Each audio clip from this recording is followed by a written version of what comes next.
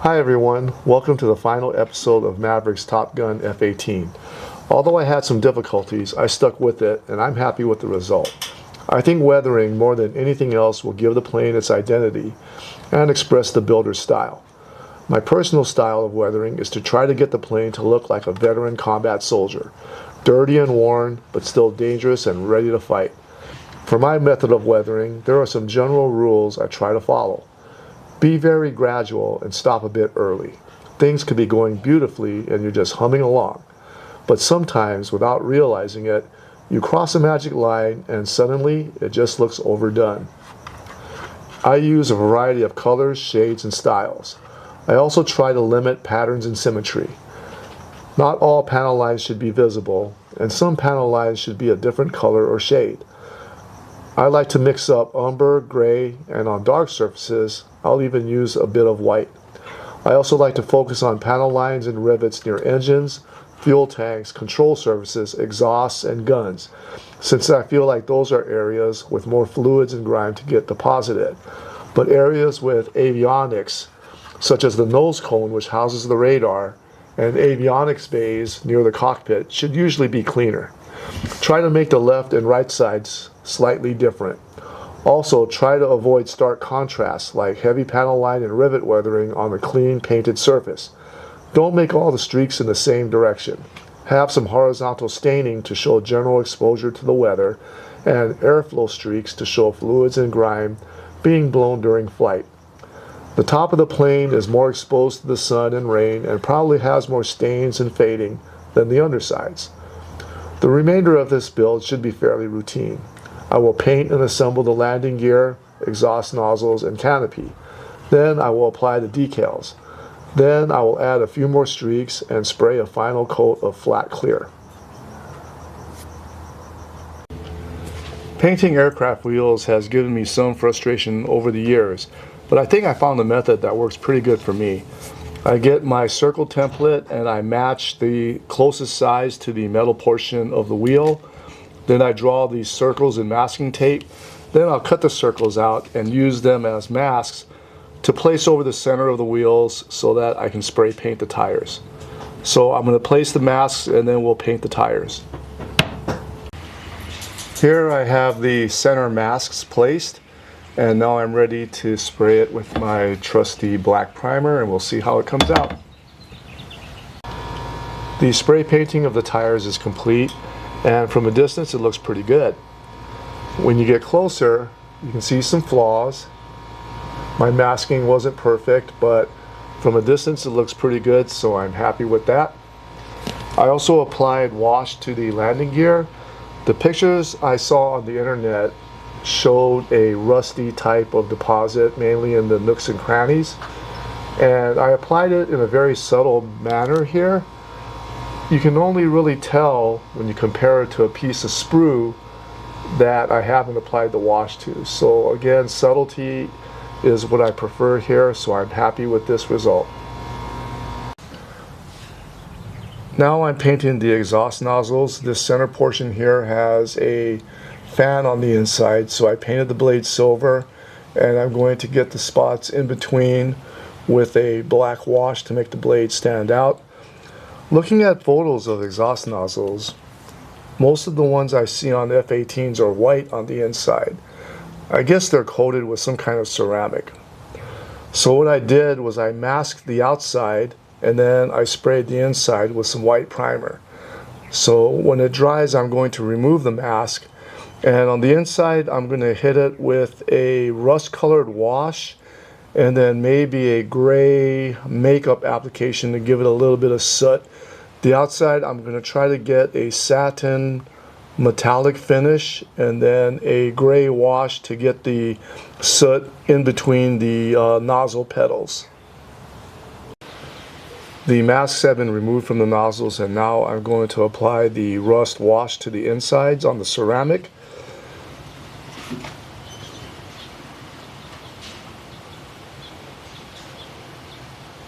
So I'm just going to apply a real rough coating here like that, and then we'll let it dry. Pretty easy. Just go around like that.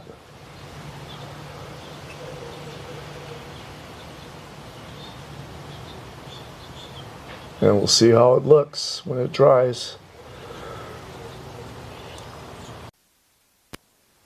Based on the pictures I've seen on the internet, it looks like there is a rust and soot type of deposit on the ceramic. This is after 2 coats of the rust wash, and I'm pretty happy with this result. It looks pretty similar to what I've seen in the photos, and I used this acrylic for that, and it worked out pretty good. Now, to simulate the soot, I'm going to apply the dark gray makeup. The challenge is going to be to apply it evenly and lightly without rubbing off the rust wash. So we'll try that and see what happens. Here I've got my gray and blue makeup kit, so I'm going to try this gray here. Just get a little bit on the applicator here. It's kind of a tight spot, so I'm just going to go in there and just gently dab it and see what I can get. And yeah, I've got to be very gentle with this, but it looks pretty good. Wow. I'm surprised, pleasantly surprised. Here's what it looks like. Let's see if I can get the light. So I'm going to go all the way around with this, and then we're going to paint the outside of the nozzles. To paint the outsides of the nozzles, ordinarily I would just use my airbrush with some alclad burnt metal, give it a couple of light coats, and then hit it with a dark gray wash to simulate the soot buildup between the petals. And that's a very fast, quick, and effective way of doing this. But I'm going to hand paint these with some craft acrylics. So what I'm looking for here is a satin natural metal finish that's going to look a little bit burnt. So I got my nickel here, which is silver with a little hint of brown, and then to get more of a flat satin effect, I'm going to combine with some mixture of this graphite dark gray and some of this light gray. And if it needs a little bit more of a bronze brownish tint, which I like, I might add a drop or two of this. So I'm going to mix it off camera. It's going to take a little trial and error, and then I'll paint it and we'll see what happens. What I ended up getting was 2 drops of the metallic nickel, 1 drop of the light gray, and 1 drop of the graphite dark gray. I didn't need any of the rust. I like this color here. I thinned it out with several drops of water because I want this to go on thin and very smooth, so I'm trying to hopefully get that effect. So I'm going to get it off the brush and just apply it very thin.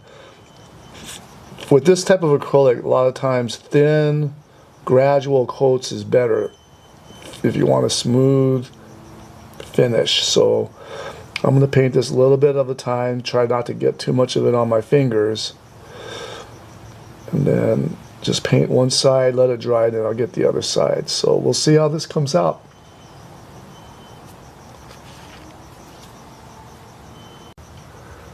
The outsides of the nozzles are dry, and it actually came out better than I thought.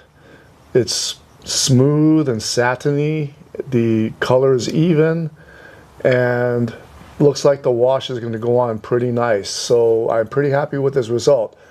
I've had mixed results with acrylics. Sometimes they go on really good, sometimes it's a bit challenging, but this one turned out to be one of the good ones. So now I'm going to apply the wash, and then we'll be done with the nozzles. Exhaust nozzles are something I tend to notice whether I'm looking at a real airplane or a model. So I usually put a bit of extra effort to make them look the way I want. And I think these came out pretty good. The outside has the burnt satin appearance that I like, and the inside shows the rust and soot deposits on the ceramic that I think is a pretty decent match to the pictures I saw on the internet. So I'm pretty happy with the way these came out. Continuing with the final details, I used the Rust-Oleum Stone Gray spray paint to paint the weapons pylons and the fuel tank.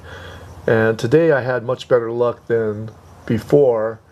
This one came out pretty good, so I'm happy about that.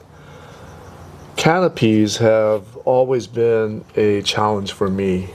Masking off the framing and getting it painted so that it looks decent has always been pretty difficult for me. A couple years ago I stumbled upon a product called Parafilm M that is really good for masking. I won't go into the technique here, but I'm not going to use Parafilm M for this build. It's not expensive, but I got mine from Pinterest and it's available online, but it's not something readily available at local stores. So here's how I masked off the front canopy with the blue painter's tape.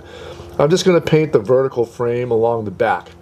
The front frame on the bottom has some complex curves. I don't know yet how I'm going to mask that. I would try to freehand it, but every time I try to freehand, it's just a disaster. So I got to think of something for that. The rear or main canopy is a straight line across, or pretty straight. So I think I'm able to mask that pretty well here and here. So I'm going to hit this with my black primer, and when it dries I'll take it off and hopefully it looks good. The front windscreen of the canopy has a very difficult curve here to mask off. And the solution I arrived at was I made a series of paper templates that I fit over the windscreen to match the curve, and I finally ended up with one that's pretty close. So I just put it up like this against the windscreen and kind of see how it goes against the metal frame, and it looks pretty good. So then I traced it on some of this blue tape. So now I'm going to cut it out and apply it to the windscreen, and we'll see how the spray painting goes. I have the canopy masked off and I'm ready to paint it, so I'll keep my fingers crossed and hope I don't mess it up. Here's the spray painted windshield. I'll let the paint dry, then remove the mask, and we'll see the result. The paint is dry and I removed the mask, and the result came out better than I thought. I think I can live with this, and I'm pretty happy with this result. This build is in the home stretch. All I have left are the decals, the landing gear doors, and the ordnance. There is a blue stripe that runs across the entire length of the black portion of the fuselage. I can't tell for sure, but part of it might run across the canopy rails. So I wanted to glue the canopies in place before applying the blue stripe. It's a well-known fact among model builders that super glue and Tamiya extra thin cement have fumes that can damage the clear portion of the canopies. I've always used Elmer's white glue for that, but I couldn't find my bottle of Elmer's. Instead of running to the store and getting another bottle, I tried super glue instead. I applied as little as possible, and I was hoping that the thick black portions of the canopy would help prevent the fumes from damaging the canopies. I was wrong. Here you can see a white mark on the main canopy, and on the side of the front canopy there's another white mark. And then if you look inside the main canopy, I don't know if it's showing up on camera, but there's more white marks underneath the black portion of the canopy. So I was wrong, and I'm showing this to you guys so you guys can learn from my careless and silly mistake and not do what I did. I like to finish my military aircraft models with a coat of flat clear as the final step. I usually use Tamiya X21 flat base. I mix it with 1 part of X21 to 3 parts of quick shine floor wax, and it gives me a silky smooth, super flat finish that I really like. For this build, I'm going to use Rust-Oleum clear top coat dead flat. Before applying it to the whole model, I applied some to the fuel tank, and it came out pretty good. It's not super flat, there's a very slight shine to it under the bright lights, but it's smooth and it came out pretty good. I also applied some to the bottom rear of the fuselage, and you can see a slight shine, but it is smooth and clear, so I think it'll be good for the rest of the model.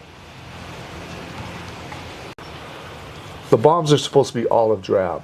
Ordinarily, I would spray some olive drab through my airbrush and it always gives a good result. For this build, I'm going to hand brush some acrylics. I have the Spanish olive that I use for a P47 and also a P38 build. It's a good imitation of the zinc chromate color that's in cockpits and wheel wells of that era of aircraft. I'm going to mix it with some gray and some rust to try to create an olive drab. So I'll give it a try and we'll see how it turns out. I applied the decals to the vertical stabilizers, and as model builders are aware, decals have a shiny, glossy finish. I usually airbrush a 1 to 3 mixture of Tamiya X21 flat base with quick shine floor wax, and that succeeds in reducing the glare by around 80%. For this build, I used the Rust-Oleum Dead Flat Spray, and it worked pretty good. It went on nice and smooth, and it reduced the glare by around 50%. Not quite as effective as the Tamiya X21, but still pretty good and with low cost and low effort. So I'm pretty happy with that result. In order to reduce the glare further, I'm going to apply a light wash of dark gray mixed with water. And I do this for two reasons. One is to reduce the glare of the decals even further, and the second is to give the decal a slightly dirty and worn look. To me, it doesn't make much sense to have the decals looking brand new and the rest of the plane looking worn and old. So I'm going to apply the wash here and try to get it to look a little bit faded and flat. The thin gray wash reduced the glare by a small amount, and it also gave the decal a slightly dirty appearance, which I think matches the rest of the plane. In addition to that, I applied some streaks with the dark gray makeup to add a little bit more realism and wear to the decals. And I like the way it turned out, so it's time to move on to the next step.